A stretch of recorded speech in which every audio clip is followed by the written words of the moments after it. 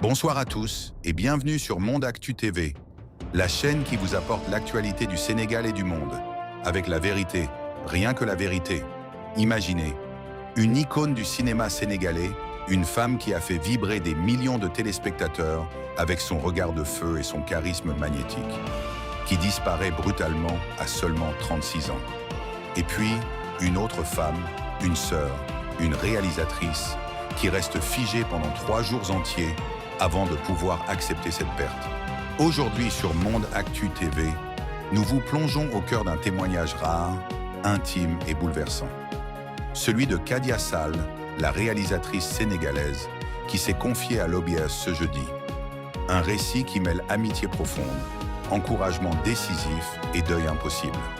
Si vous êtes prêt à vivre une émotion vraie, restez jusqu'à la fin, likez cette vidéo dès maintenant et activez la cloche pour ne rien rater. On commence tout de suite.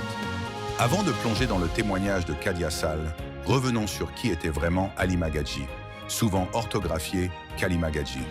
Née le 25 août 1989 à Dakar, d'un père sénégalais et d'une mère maroco-algérienne, elle grandit au carrefour de plusieurs cultures, au sein de la communauté marocaine du Sénégal.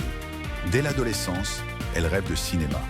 Elle arrête l'école en classe de 5e après plusieurs redoublements pour poursuivre sa passion. Elle souffre d'un bégaiement qui lui vaut de nombreux refus au casting. Mais Halima ne lâche rien. Elle commence comme mannequin, pose pour des magazines, tourne des pubs. Puis viennent les premiers rôles.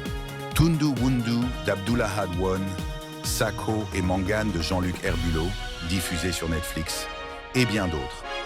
Mais c'est en 2019 que tout explose. Dans la série culte Maîtresse d'un homme marié produite par Marodi TV, elle incarne Marème Dial, la maîtresse ambitieuse, libre, provocante de chair, un homme marié. Un rôle qui divise le Sénégal entier. Certains l'adorent, d'autres la confondent avec son personnage et l'insultent dans la rue. Halima elle-même avouera plus tard qu'elle n'aimait pas au départ ce personnage hautain. Elle aurait préféré jouer Racky Sow. Pourtant, c'est ce rôle qui la propulse sur la scène internationale.